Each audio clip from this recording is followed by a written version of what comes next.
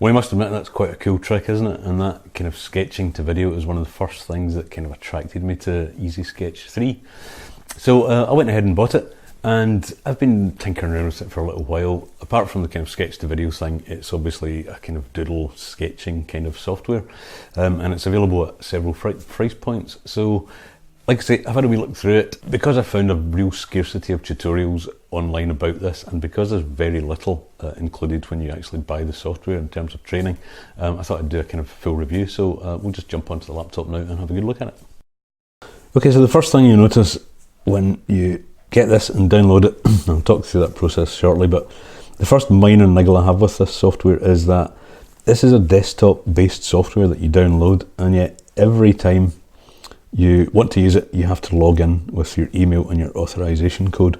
So just keep those handy somewhere, like a little notepad. I've got that stored in my desktop. So that's what you have to do. Even if you tick this keep me in box, that is still the case. You still have to, it doesn't seem to actually memorize anything. So first minor niggle, which seems a little bit old fashioned and something they could have probably fixed pretty easily. Anyway, I'll just blank my screen while I do that. Okay, so I've just logged in, and this is the dashboard. We'll go through how you sort of download this and buy this towards the end. We'll just go through all the features first. So this is the dashboard. First thing you really want to look at is your settings. Like I say, when you download this, there is a little very, very brief tutorial by the creator, or one of the creators of this program. And he basically suggests, he goes through the kind of features in a very basic sort of way, as I guess I'm going to do.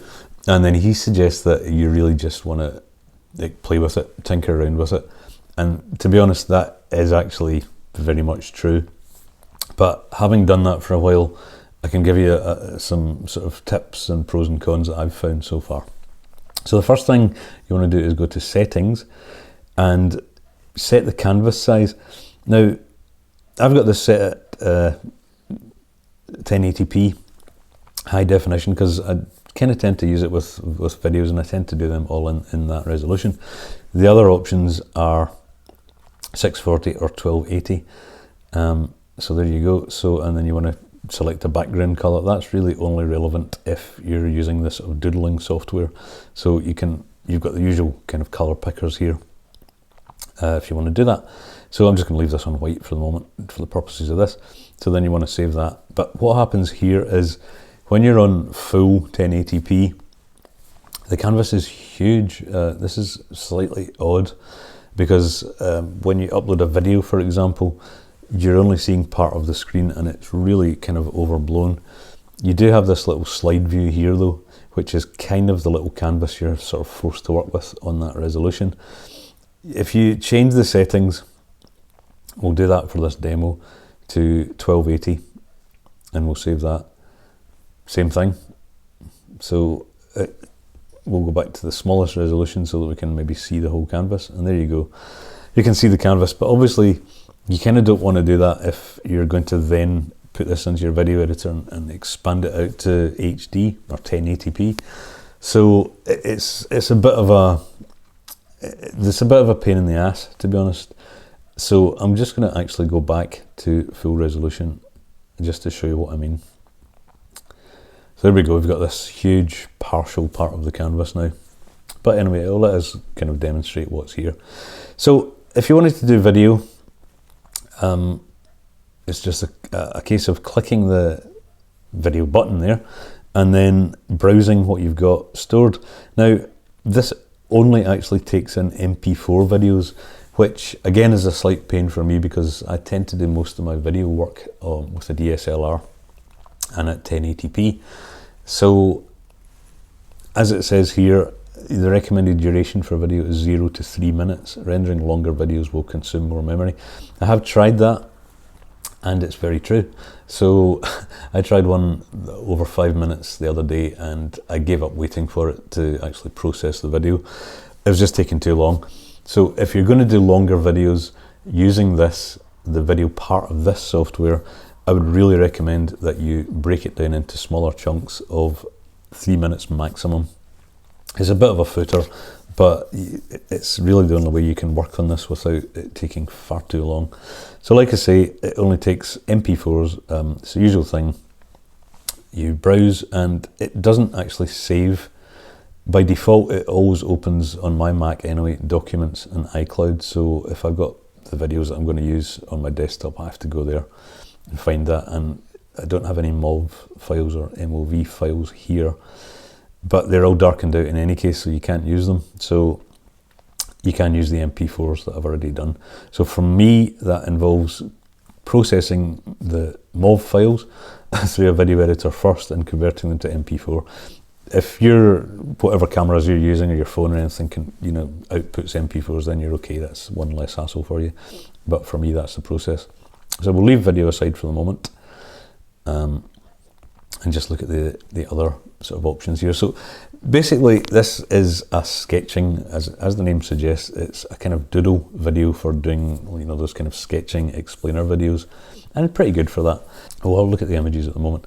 So if we just open images, these are basically clip art images, and there are a lot of them. They cover just about anything that you could be interested in, from alternative energy to yoga poses and all points in between. Some of them have sub-menus, as you can see, so there's lots of kind of quite good clip art images, and it will sketch all these as you create them. So let's just pick this big truck, and as you can see, because it's full HP, the image is actually right in the middle, but on this big work area it's way over here to the right, and if you move them, it's going to place them on the canvas where you see them appearing here.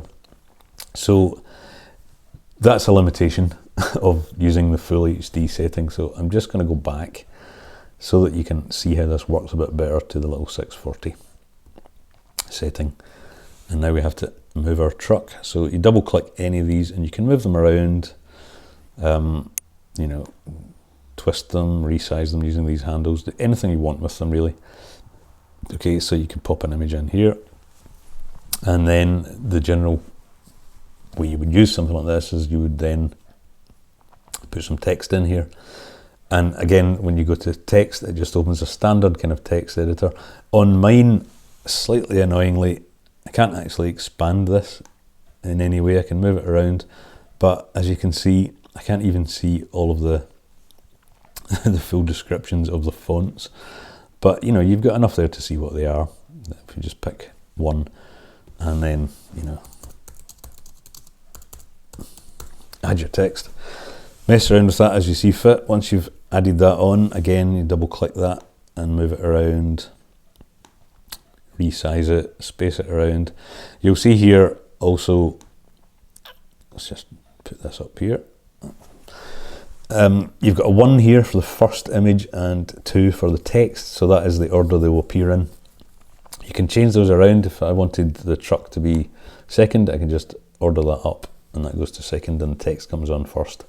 Okay, we'll just put that back to where it was, and then you can preview that and it will give you the default sketching hand, which is this big one, and it will draw your image in and then pop your text in. Okay, you can, when you double click on these and right click, you've got properties. So you can mess around, and this is where the kind of just experimentation stuff comes in here. You can adjust the timing before the image comes in. You can adjust the time it takes to draw it. You can time it takes to fade in, and again, you can't even see these full sentences, and I can't expand this box or anything. Again, all I can do is move it around, which is a little bit annoying. Yeah, anyway, you can kind of get the idea. And then the last one is the timing afterwards, so how long it takes for the next thing to happen. You can set draw by hand, which you've just seen. You can have these dragged in by a hand, which just makes the hand, drag it into place and then exit. You can have them faded in without any kind of drawing happening. You can have them dragged in without any happening, without any hands involved. Draw it in again, or none, and it just appears. So, fairly standard kind of features. If you do select any of these styles, you then have this sort of direction, you can, from the left, from the top, right, etc., etc. So you can choose how that comes in and out. and then the exit time, so how long it takes for that to move off onto the next slide, as it were. Okay, you can alter the width of the strokes, so if we make that slightly bigger. You can alter the colour of the pens, and again, standard editors, make that purple just for the sake of it. Save that. Oh, you need to close these boxes before it will allow you to save. Okay, and then let's just preview that again. Let's draw that in a little heavier, and the text will come in purple, which we selected after it's finished drawing. Actually, it hasn't, so it didn't save that. Anyway, moving on. So you just continue doing that. You build up your little slides, adjust the timing as you want to. When you've filled in, one slide, you just simply move on to a new slide and do the same again. So, let's pick an image, still on the trucks. Okay, let's do that, and then add some more text. This time we'll pick a different text. Let's do a brush script, and let's say this is another truck. Not the most exciting video in the world, I grant you. If we wanted to change the text colour, we can just use that. The pens, let's have kind of blue. See if that works this time. Oh, we have to OK that. That's what I didn't do the last time. That's my bad, not the software. Okay, and again, we'll just adjust that text. And let's have that coming in funky style like that. Preview that. So it's going to each slide this time, and I haven't adjusted any of the timings, these are just as a default. And it's going to draw the next one.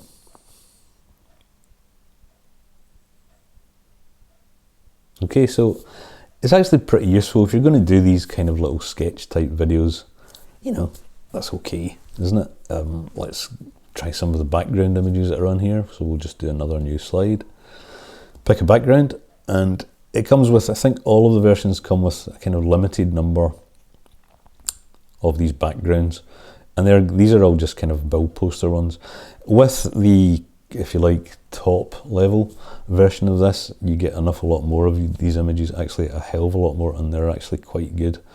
But we can just sort of pick something. There it is again. Can't actually do anything with that background, it's just as it is, can't even select it. But we can draw stuff in here. So let's add another image in here, and what will we see? Let's put a trailer in. We can resize that, so we can have that being drawn into your billboard. And we'll pop some text in here. This is a trailer. It's stuck with the previous colour I selected as a kind of default. That's going to be far too big a text, so we'll just drop the text size down there. See what that looks like. Adjust that. It's too big, so let's just draw that in. Okay, and let's we can select that slide and just preview just that slide. No, we can't. Yeah, so it's actually using the background for all three slides, which I kind of didn't want.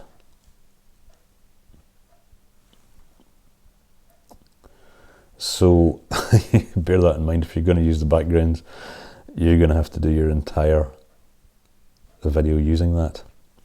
As far as I can tell, let's have another look, see if we can remove the background out of this. No, we can't.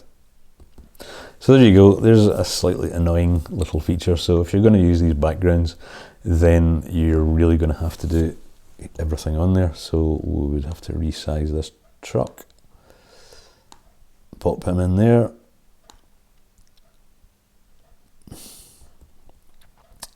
resize the text, pop that in there. Okay, see what happens there, preview. Okay, so it's drawing it nicely inside the background there.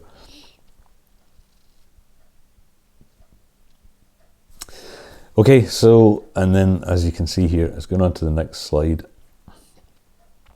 And again, it's doing that over the background, and I can't seem to actually remove the background from these slides. So that's something, again, you're going to have to mess around with. Actually, the first time I've tried that, slightly annoying. But there you go. So the other controls you've got are the hands. So you can select the draw hands or the drag hands, and you can see the draw hand is actually holding a pen, and you've got a whole selection from, you know, white male to black female, white female, black child female, white child female, male. You know, you can also go for the big size, which you saw at the beginning, that takes up, you know, most of the slide. If you use the small ones, sometimes these hands can look a little bit disjointed, so just bear that in mind. And again, bit of experimentation required. So that's kind of that. Timeline is another control you've got. This I haven't actually found an awful lot of use. You can go into properties again, and it's just opening up the same controls that you had when you created the slides. You know, you can move from slide to slide, adjust the properties, play from here, bring to canvas. Not even completely sure what that means, other than it would just, whatever changes you've made there, it would bring to the canvas, I assume. So kind of there you go. There's a lot of different music tracks available on here, and again, you get an awful lot more of these with more expensive versions, but they're all kind of usable. When you select one, it takes a minute to process that.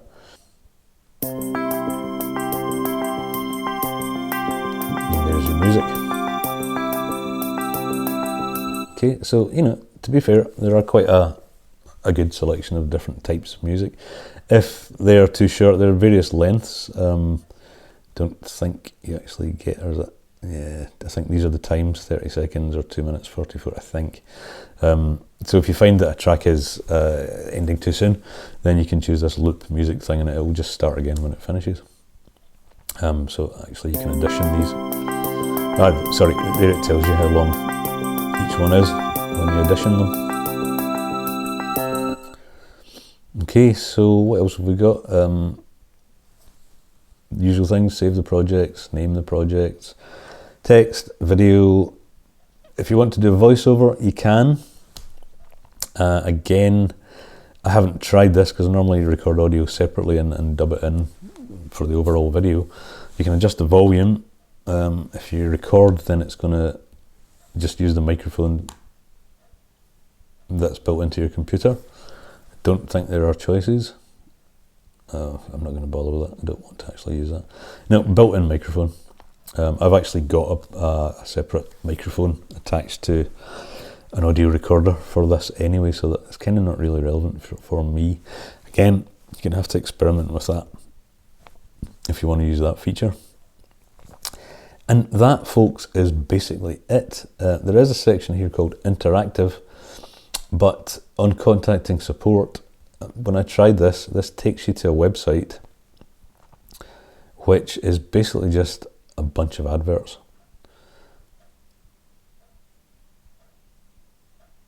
I'm not actually sure what that is. So when I contacted support about this, yeah, see, I didn't really understand any of this stuff.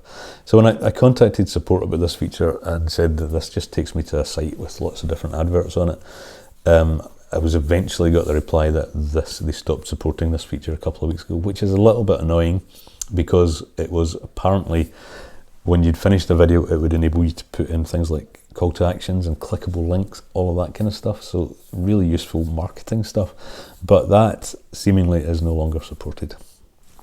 So there we have it. That's really about it. There is a help thing here, but again, if you go to help, it opens a website and you need to log in with all of your login details and open a ticket.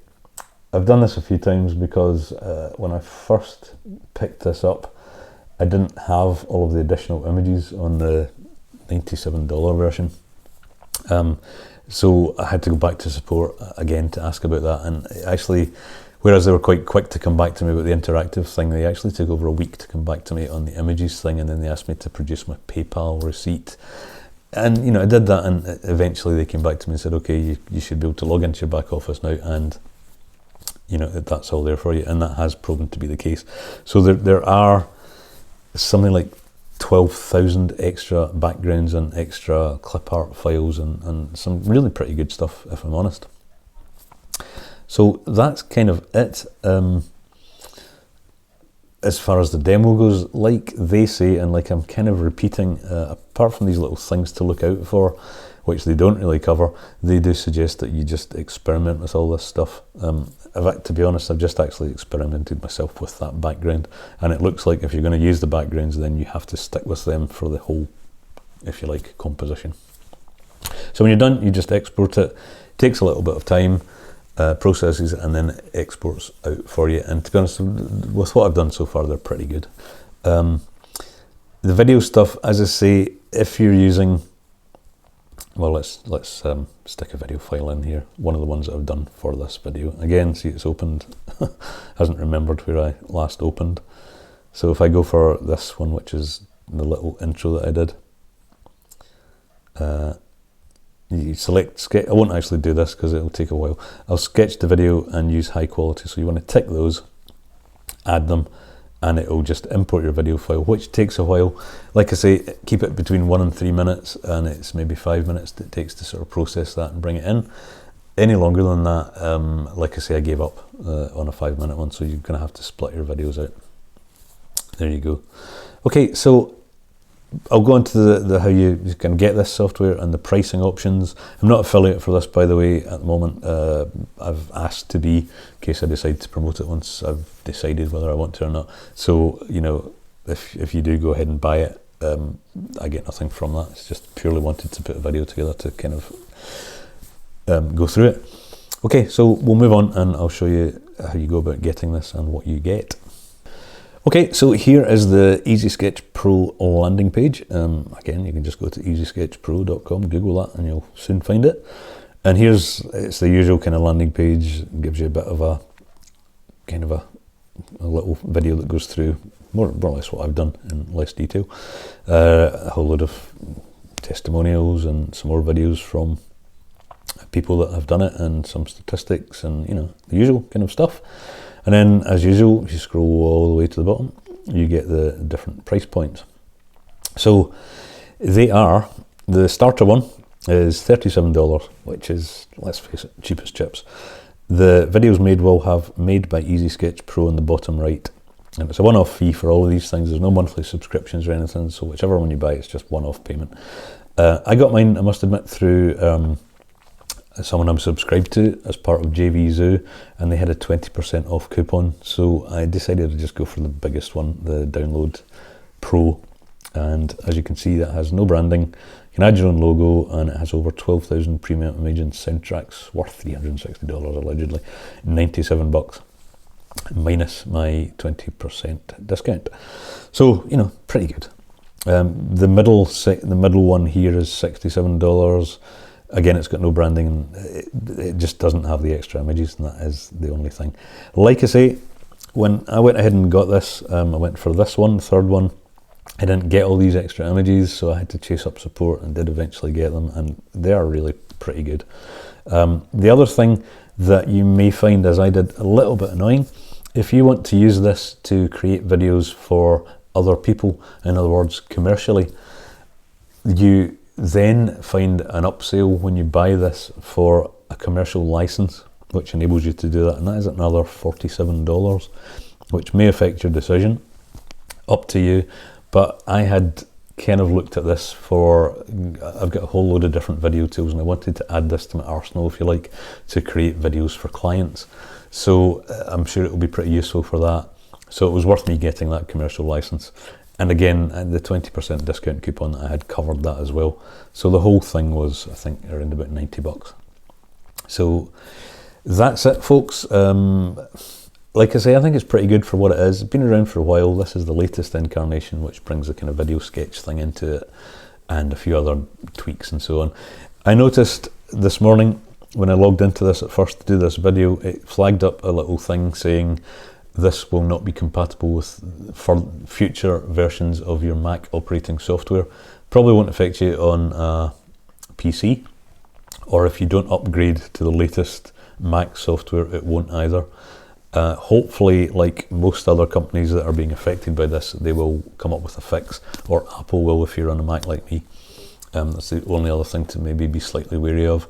I've actually got an old Mac computer which I can't update any further, but you can download this onto as many devices as you've got. So I'll probably put it on there, and if I'm using Easy Sketch 2, I may have to just use it on that other computer. No biggie. So listen, thanks for watching this. I hope this has been useful to you. I've been Dave Menzies at DM Online. If you've liked this, feel free to leave me some comments and subscribe to the channel. I've got lots of tutorials on making videos, video marketing, running an online business, working from home, online, all that stuff. All right, so again, cheers for now. Bye-bye.